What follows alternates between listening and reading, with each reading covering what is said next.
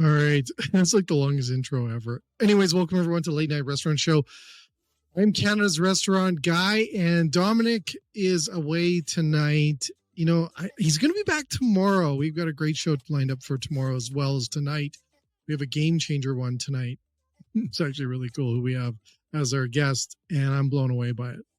But anyways, before we get started, I just want to do a shout out again to the National Restaurant Association show that I was at a couple of weeks ago. You guys were rock stars there, and it was just an outstanding show. I learned so much.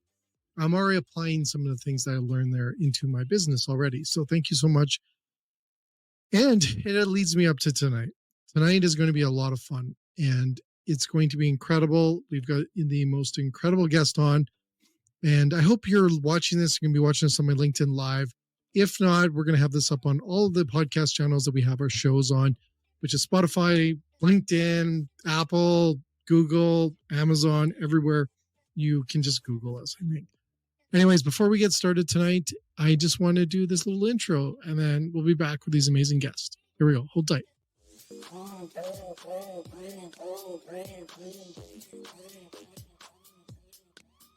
Stomach pain.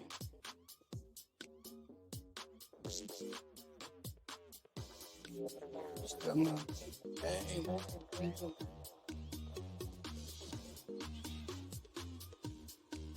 Stomach pain.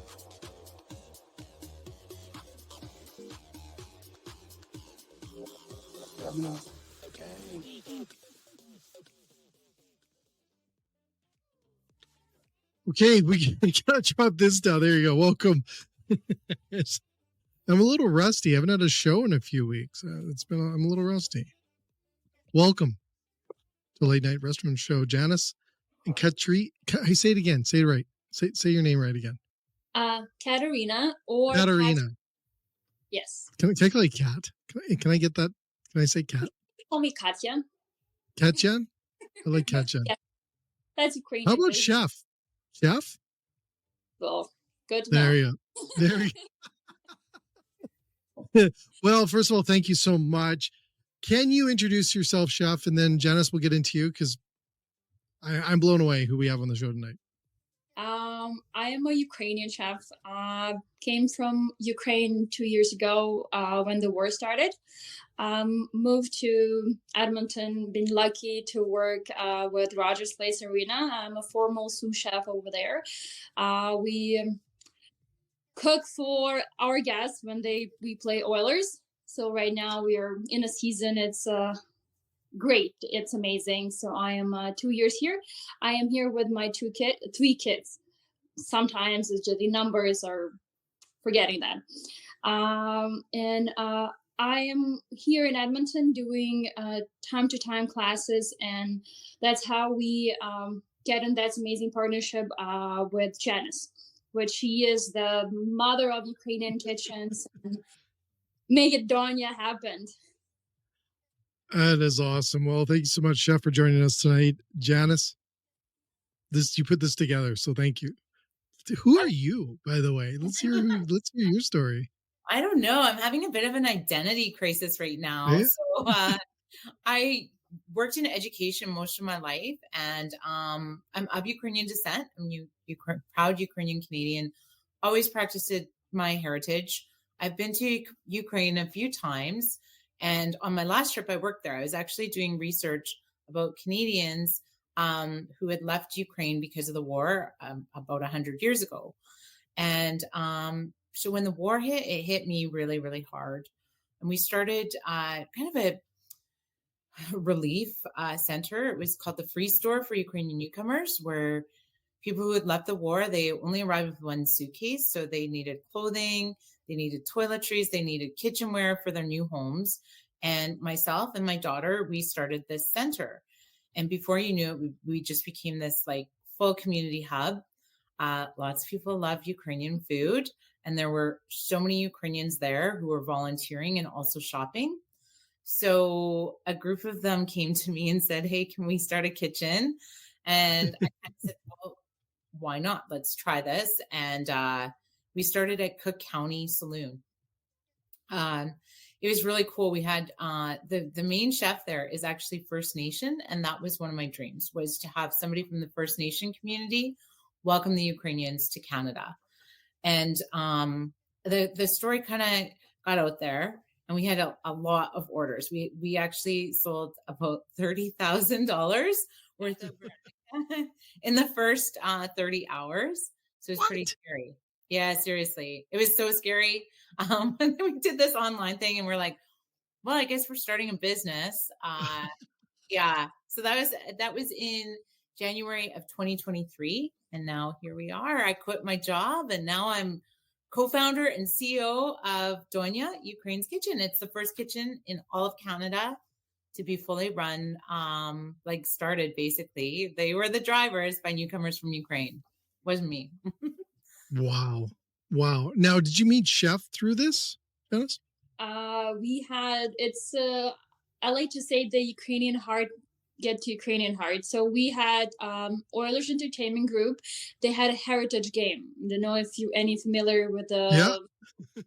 Yes, so there was a big shout out, and I was involved in it because when they hired me, I was the only Ukrainian, like completely Ukrainian. And I had a background, I had all of my documents ready, and they put me in the position where oh, you don't need to work like line cook. So I was already with the formal degrees and languages enough.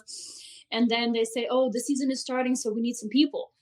And I said, come on, you have a Ukrainian community. Come on, okay, I will help. And I will help. So I stuck in 2 years right now. I'm a coordinator of all Ukrainian employees who are working in our kitchen. So kitchen runs 150 people. And so they're amazing people. They're doctors, they're vets, they are engineers, there are one is alchemists, something goes wrong. But they're all cooks. Right now, they're all cooks. And they say that we don't know language, but if you give us the job, we will be working 24/7, doing whatever we need to do. So, and then they saw this community, they saw the real understanding of Ukrainian people. If they say they will do it, man, they will do it. So right now I am, and it's I said, okay, so I'm doing hiring process. I am doing translation. They need to obtain the full food safety certifications because that's how the company rules is. I said, okay, so I guess I am doing a translation. And we did everything, and I did teaching and everything. So then they would be okay, they will be safe because having enough money here, as Janice said, they literally came with only one suitcase. I know for myself because I am the one of them. I had 3 kids and I had 3 bags because per person you're allowed to get a bag, and that's all my entire life. So it's 32 years, of my entire life I need to pack in that suitcase, and I know that there are stories, and I say that I will be the one who will be staying between the work expectations and them because I know what to expect from them. So that's how within 2 years I was helping them, and the community became strong within the Rogers Place Arena. And we were cooking a lot of pierogies. I still say that, okay, Ukrainians is not saying pierogies. We are vareniki. So this is how we are, but we give you the honor to call it pierogies because it's your pierogies, but it's vareniki for us. And my executive chef, he still say that all of my Ukrainian employees are crying when I'm adding poutine or all of that to pierogies because this is not how it is for us. But okay, this is your food, not us. So when we had, I don't know if you're familiar, but he's the CEO of Oilers Entertainment Group, and he's well, I would like to honor everyone. So he honored Janice was on the game because they were partnership with a free store, and there was a giant pierogi walking in the building. And this is so funny. And there's it's awesome. can I taste you? It's like, okay, this is the part that I need to be taking that precise. But then we met because I was in Spotlight. They was explaining about my story, how I ended up in Canada, how it's not easy to continue doing what you did back home. Mhm. You just need to start from scratch, literally. And I was able to do that. That's why I was trying to explain it to them and explain through my story how it's important to say a word, not to stay silent. I say, Mhm. even one person will share the story, it will just spread, right? Because that's how it is.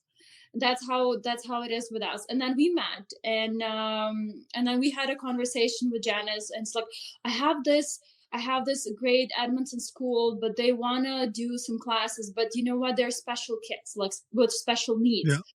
I said, Janice, like, oh my god, I did classes, like, can I just take me? And I said that I had a full program back home in Ukraine when I created a special program, a culinary program for kids with disabilities. It helps them to being employed. It helps them to cook at home, not to be afraid of it. Mhm. And yeah, she set up the date. She organized everything. She's like, okay, this place, this done. What'd you cook? So come on, pierogies, of course. And we had this. I had 2 classes. I was kids around from probably 8 till 14, and it was just like this. It was like so easy. We talk about culture. We talk about the why, how it became vareniki, why we add this one, like why it's so, like we talk about culture, we talk about food, and within that it was so easy, and kids did everything from scratch by themselves. So I just guide them, and then they did everything, because that's how it's actually like, it's in some ways it's easy. Yeah, so that's how we end up with Janice, and I think that this partnership is just getting stronger and stronger. Yeah, that's a little Well, story. no, I don't even know where to start, Janice. This is just incredible. How's it feel? How's this feel? Like, you guys have created something that is just mind blowing. You know what? Janice. I think like it's hard to believe because the war and just a lot of the stuff that's happening in the world today is so sad. It's so dark. And yet we created something based on unity and hope, and all the people that we're touching, like we didn't even know how food brings people together, and just the beauty of it, of how we've been able to, it's a bunch of people who just believe in peace. I think that's like yourself. You feel Mhm. helpless, and then you find something that you can do about this. We have to keep busy. Like Katya said, there's so many very highly skilled Ukrainian workers that are looking for work. And we're actually having fun now doing this because we're together, and it's not so isolated in how we feel day to day. And then to see people care, it just brings so much joy. And the kids that she was working with, I don't think they even really like, they didn't understand the full scope of it, but I saw the photos and it was really cool, right? They're working with their hands, they're learning about a new culture, and they're learning how to make them correctly. They're learning about the different words and things too. I myself, like, I thought I knew a lot about Ukraine and about Ukrainian culture, but I've learned so much. I no longer say, hey, I'm Ukrainian. I now say I'm Canadian with Ukrainian descent, because I don't really know what it's like to take one suitcase across the world and start my life over again. I do know it made me sad, and I do know that my ancestors had to do that. So that's where we have that common bond of the Ukrainian heart to Ukrainian heart. But yeah, it's been really it's just getting everybody through, right? They say that healing happens when you're experiencing something together, uh, where they've walked the same road. Wow. Chef, I have to ask, I want to ask you some questions. What did you do in Ukraine, Chef, before you came to Canada with your one bag? I had classes. I had a culinary school and work part time with the Montessori school. That's why I'm teaching. I was teaching kids how to cook, how to understand the food nutrition, how to understand like how to make a meal for themselves based on just simple products. I work with the nonprofit organizations, like that's how I end up with Janice, is the kids with disabilities.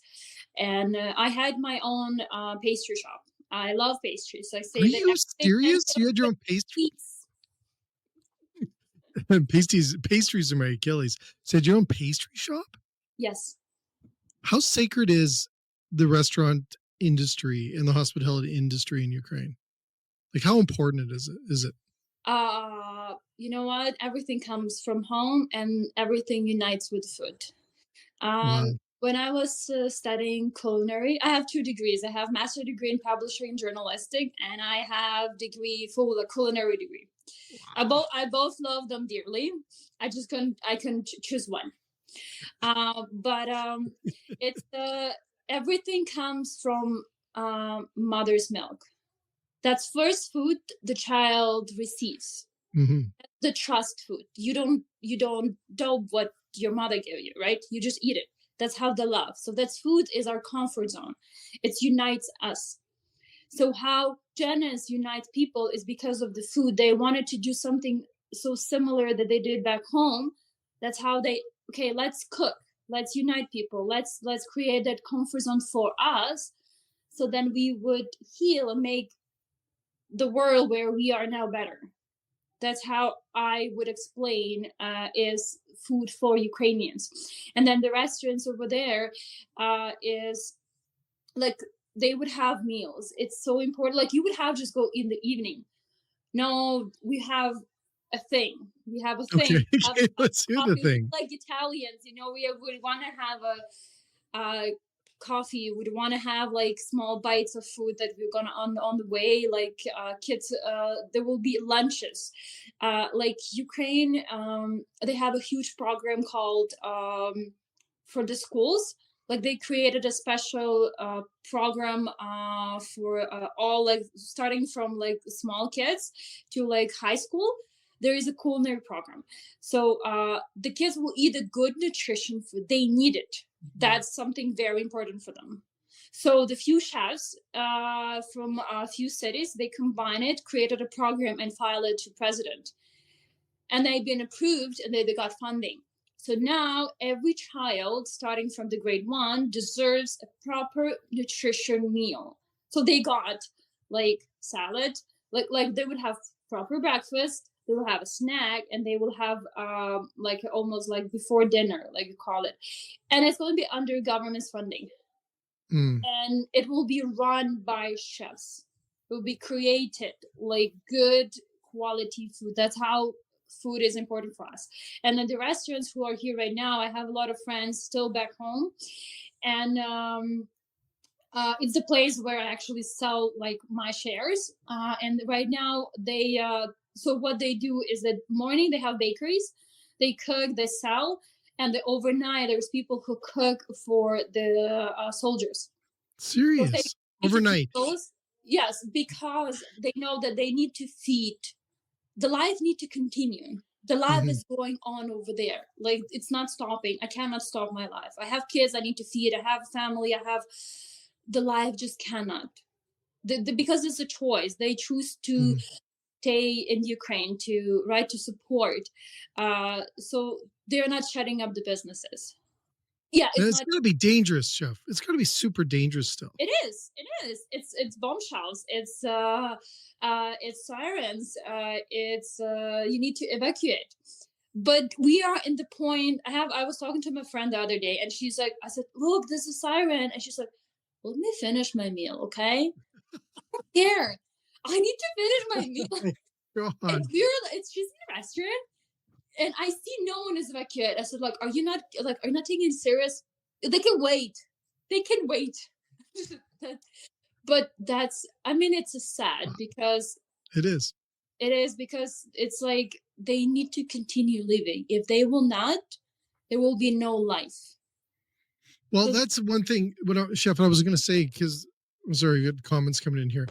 The one thing, Sean Walsh, Chef here from San Diego. Thank you for sharing these stories.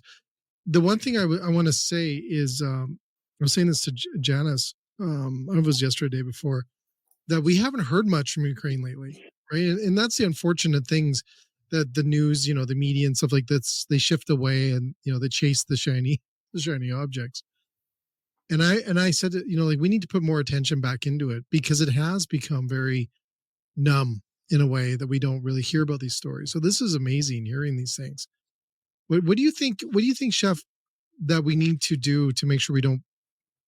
We need to do more of these. I'm gonna say. I'm hoping you're gonna say that. But how do we put more attention to this still? Because it's not getting the news headlines. you know, as so I can explain to you as a person who studied journalistic. Yeah. Okay. Okay. I was gonna say you're pro at this too. In India, there's This a is thing is awesome. that you have ratings, right? Like you have your show. So if Yeah. it's not getting popular, your director, it's all about money. Your director is like, okay, so look, it's very sad song. It's a very sad like something. We just want to skip it away. There's something more important.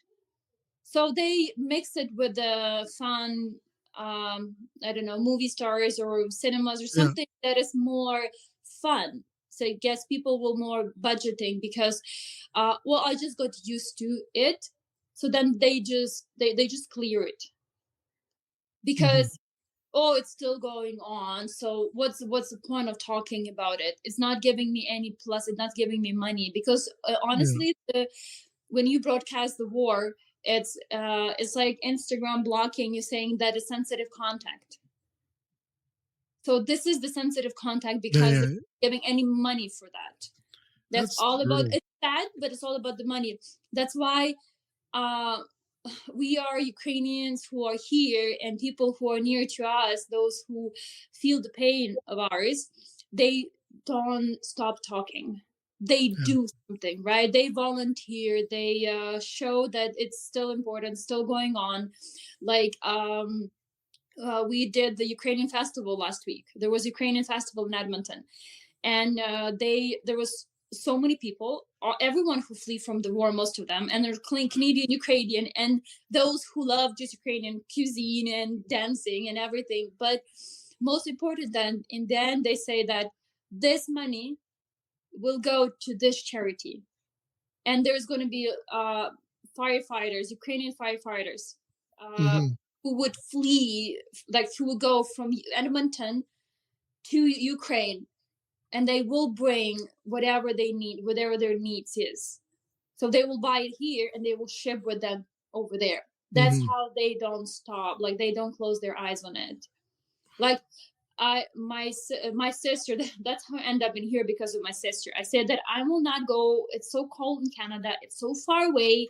Like it should be a damn good reason for me to end up here. And then I'm sorry it happened, I'm grateful.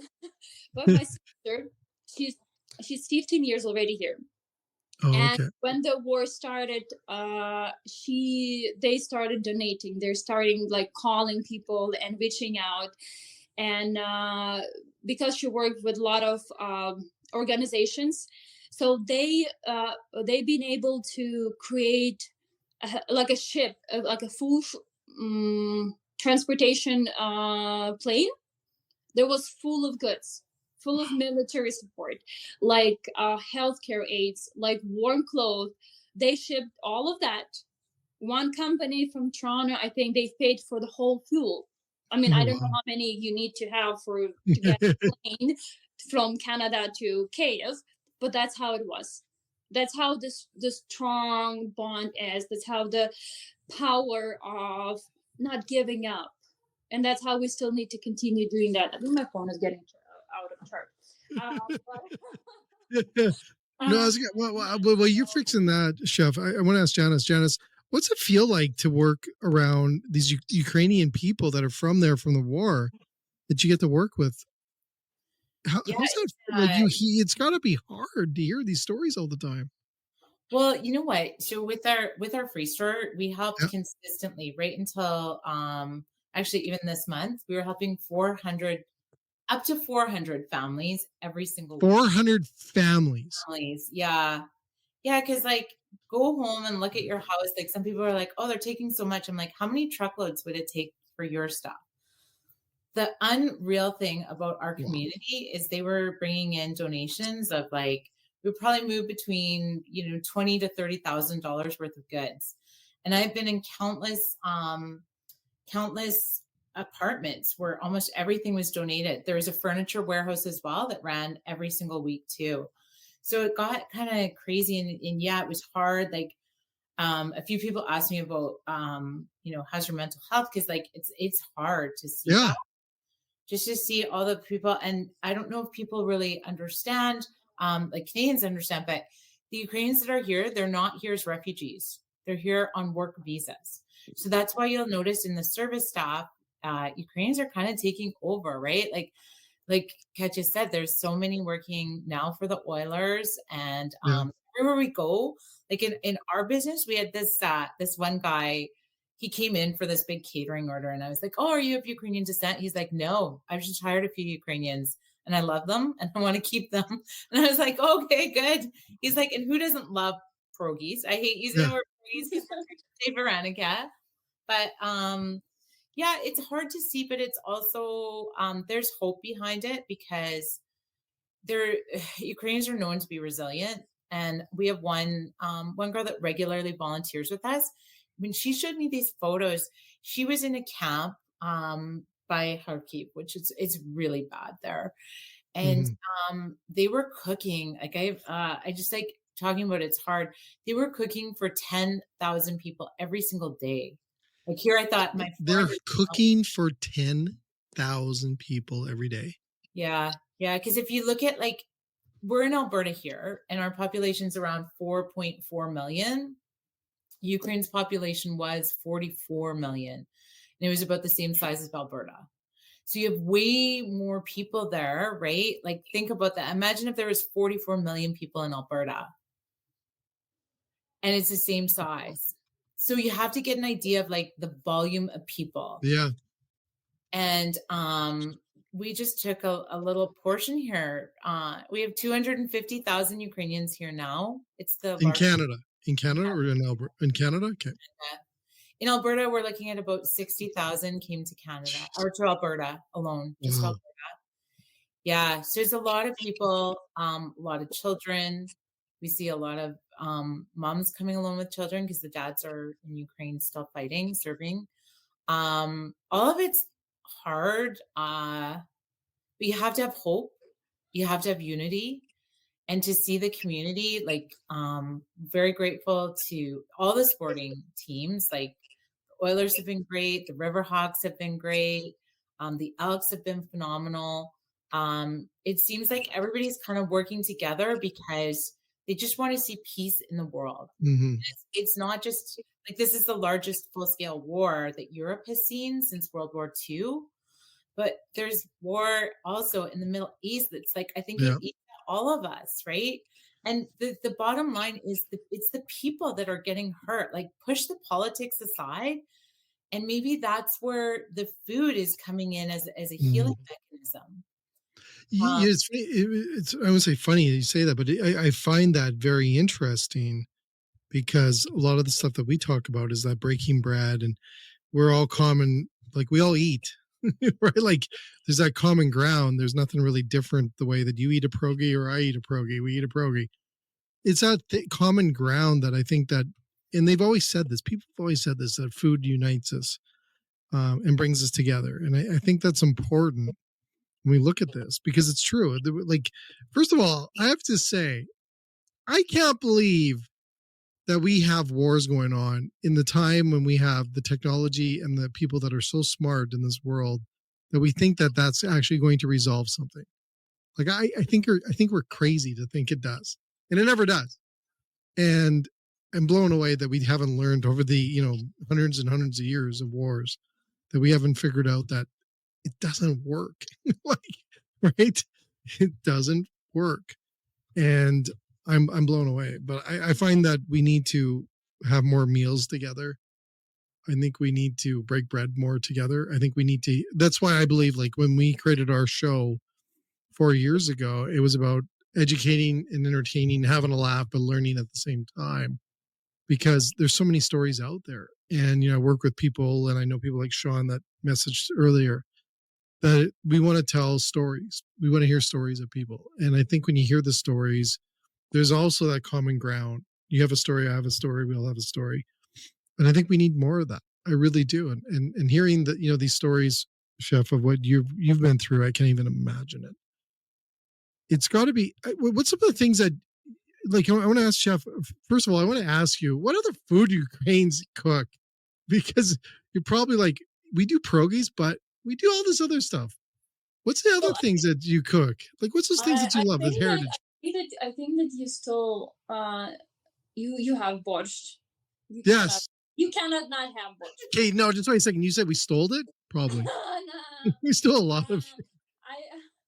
I like to say that each Ukrainian mom will cook a borscht differently. Borscht is sacred. There's no copy paste. Like, come on. Like, even if I cook and my mom cook, it's gonna be different taste. Even if it will be like step 1, step 2. No, her gonna be different. Mine gonna be different. Really? Yes. That I don't know. I don't know. Maybe that's kind of like low chemistry all about. But I think that and that's, I think, Janice, you still have in your menu that you have holubtsi. So it's your cabbage rolls. That's how holubtsi is for us, is cabbage rolls. But you, I think, Janice, you cook it an original way, because you cook it like rice. You have ground beef. You saute vegetables. Yeah. That's the original way of Ukrainian. Yes, we have pampushke. I don't know, you know pampushke, Chef? You should be familiar. No. Okay, no. You need to come and I can cook. They are, there's 2 ways. They're either sweet. Sweet? Serious? Nice with sour cherries, or with rose, like rose petals. That's beautiful ones. That's all of it, like, that's the village style. And then the one that we'll serve with borscht is a little bit garlic and oil. So this is the. It's not a little bit of garlic, by the way. It's a little bit of garlic. Oh, we are like French. We like it. I love that. Yes. There is some different meals based on the celebrations. Like, I do love Easter. Easter is always a big thing for us. Oh, we don't do bunny hunt and eggs hunt. Like, this is your serious. Did we take that and like totally messed it up? No, I don't like. I don't mind. My kids love it. My kids love just taking eggs and chocolates, but we have those baskets. Yeah. Full of goods. Like, we would make our own kabasa. We would make our own radish. Yes. We would have pesanke. You know pesanke who is? It's eggs who are like painted, handcrafted with. Okay. Yeah. Yes. Did you know that there's kobasa and pesanka in Edmonton, in Alberta? No. Oh, come on! You need to visit. It's like a giant. Yes. I have a picture on my phone. I was just there 2 weeks ago. This is one of Ukrainian thing, and yes, and pesanka. So we would have it in a basket, and we'll have in the morning, go to the church, and we will bless it. And then after that, no one would eat anything. Like my grandma, we would be starting. Honestly, we will be starting 4 hours in a church, okay, and no one will eat anything. And we were like on the way from church to home. We were like, Grandma, like, even a bite of kobasa, and she's like, "Are you not like you're not Ukrainians? You come and eat. You go sit together and you eat. You suffer. That's how you do it." Wow. But then you cook that meal. So you get a pan. You saute that butter, which you bless. You cut those boiled eggs. You give a little bit of those, all of the food that you get. You saute a little bit with that butter, and then it's warm. you serve with the horseradish, but the fresh horseradish, like the root. Yes, you shave it. You shave it, and that's Yeah. delicious. Like that's delicious. And then you have a sweet bread. Sweet Pasta. bread. It's a sweet bread. Like it's very similar to brioche, but different. Okay. But we add raisins in it, and then we have it. And that's all our bread. That's the breakfast. That's the best you can have it. I still do it. We still do it this year. We did it. Last year we did it. But that's how the culture is. That's the food is. Wow. So good. It's funny. I could sit here all night and listen to you talk about food. It's incredible. We're in a But I vegan think market. Janice, you also did Pascha, right? You also did. That's how like. That's how we met. Yeah. Yeah. Well, how'd you meet? Well, it was more like that's how we were making so many pastas. We needed another kitchen. It was like, okay. And then I don't even know how it was through a friend of my son's. He was like, oh, my mom is, she's the chef at this school. And so we ended up going into there. We baked pastas there. And then they said, can the girls come back and teach? And I'm like, no, because they don't speak English. But I'll find somebody. And then I don't know. It was like somebody was watching over us, because a couple of days later, Katya called me and she goes, I want to teach some classes. I'm like, oh, can you start here? Right. And that's where it's this community hub, right? Of bringing people together. But there is a funny story. So I do know that it is very strict around the holidays. The food is very strict. So we've been in a vegan market and people are like, are you sure it's vegan? I'm like, oh yeah. Because they're not messing with God. There's no chance. Because they're like, well, they don't speak English. I'm like, doesn't matter. Wow. This is definitely vegan because they're doing it where they do it for a holiday, and having that dish vegan is very, very critical. So yeah, we've had a lot of fun with sharing. I think I help translate a little bit as much as I can, being immersed in the culture as a child, as I raised my kids with the culture, and then having gone to Ukraine myself. It was just awesome. And I did notice that it was a little bit different in Ukraine than the Canadian food was here. And one of our goals was to introduce people, because people were always like, oh, I wish I went to Ukraine. I wish I went to Ukraine. Can't now. And so if we can bring a little bit of like today's Ukraine, and that's what the Ukrainians always want to remember. Like we've got, some really old culture here, but we don't have to, like the Ukraine that they left, it's not here yet. So we're almost like refreshing the whole culture. The recipes have evolved. It's been 100 years since a lot of those recipes have come. They've evolved just like language has evolved. So let's let the Ukrainians that made that difficult trek it's part of the healing, right? Like they don't want to let it all go yet. So if they can share it with people. And the other thing that's like really awesome that happens out of it, who doesn't like to be told your cooking's amazing?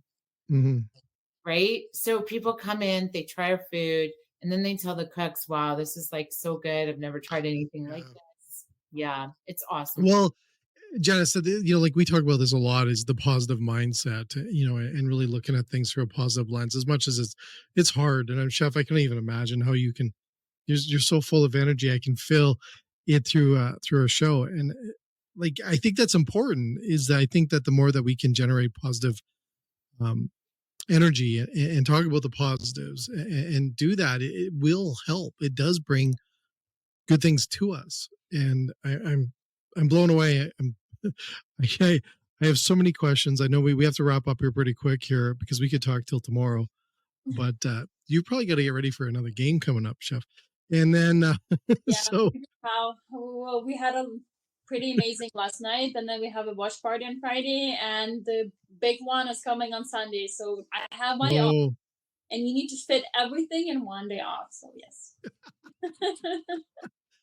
Will you, chef? Will you go back? Will you ever go back to Ukraine for your place? Like go back there and go back teaching? So the thing is that I say no, not when. Yeah. Then you can win, and I will be the first with buying the ticket. Oh yeah. Yes. Really? It must be hard missing home. It must be. I can't even imagine. You know what it was? the hardest part is that I cannot imagine that it's not existing. Mm. Can you just for a bit of second just imagine that the who are you right now, that everything that happened before you, like all of your past is gone. Like Yeah. who are you? Look, that's how Ukraine is for me. So I just need to know that it's there, you know? Mm-hmm. Mm-hmm. Like I will go there. Like honestly, like there was a because I will be applying for my permanent residency because being lucky to have 2 years of experience and then Yeah. need some support for my kids. So because I'm a single parent, so I just do that for them. Like and the reason why I moved from Ukraine is only because of their fear of bombing, because they've seen a lot. And then I Mm-hmm. said that, okay, I just cannot do that for them. For me, I can survive. Like I don't really care. Like no, it's nothing that I didn't see. But for them, this is not their future and this is not their life. So so then it's as a parent, right? You became a shelter Mm-hmm. for because of your kids. You need to make sure that they have a better future. You need to make sure that they will see the sun, they will see some food, they need to be good. So that's how it's so critical for every Ukrainian parent just to like continue. And when Ukraine will be a siren call that we are again free, we are independent, and the war is over, I will be the one of buying the ticket, and I'll say, you know what? Thank you, Canada. We'll see you again. But Going home. I have. You can't admit how many classes I've did, and I still in contact with all of my students' parents. Oh wow. I've created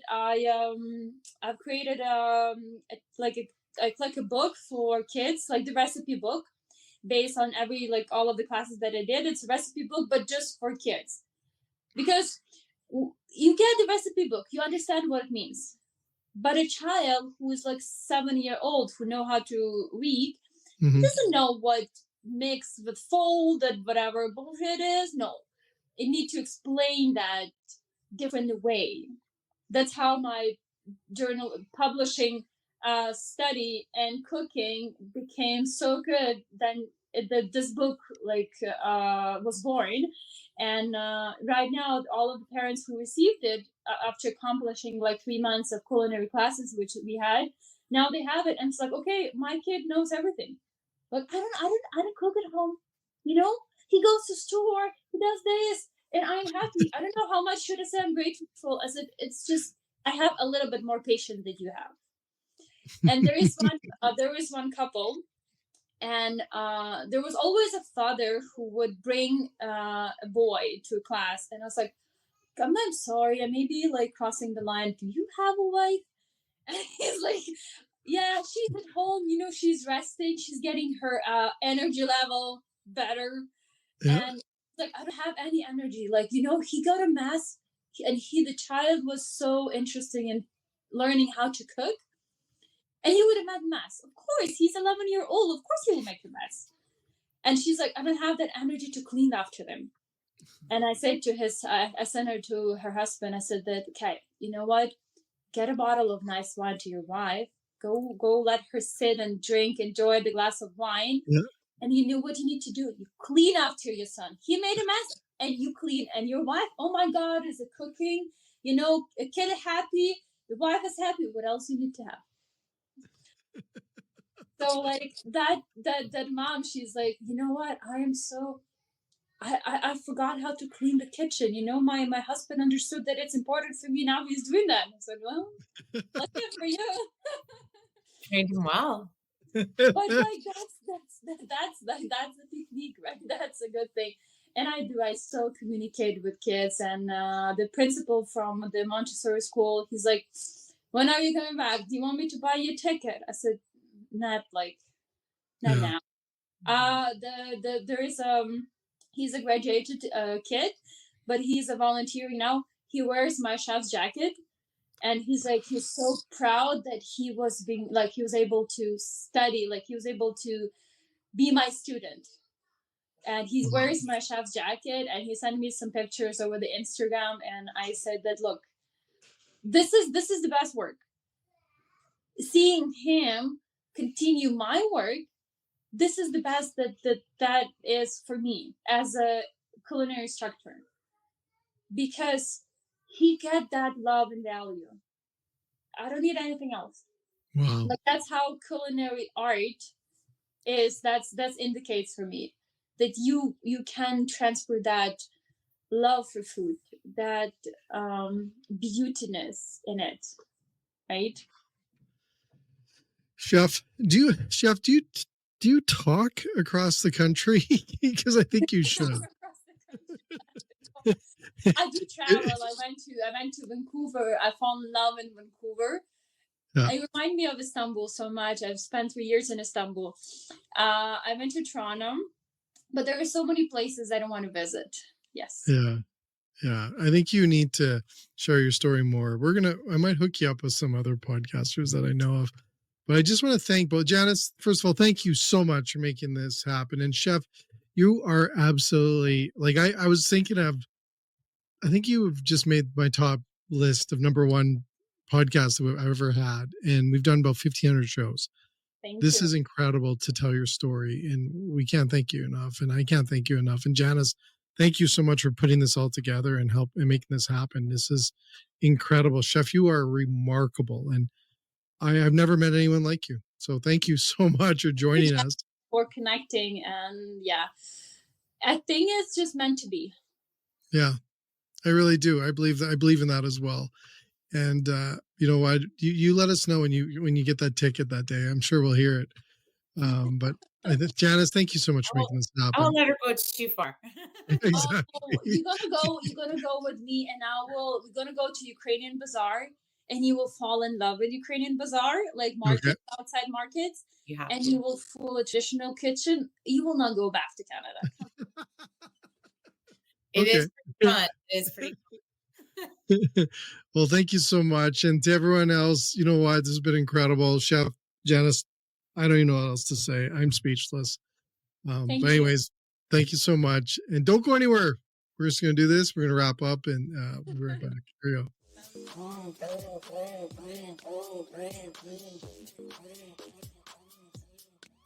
Stomach pain.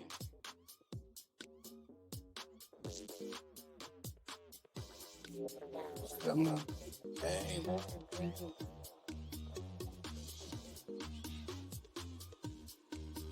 Stomach pain.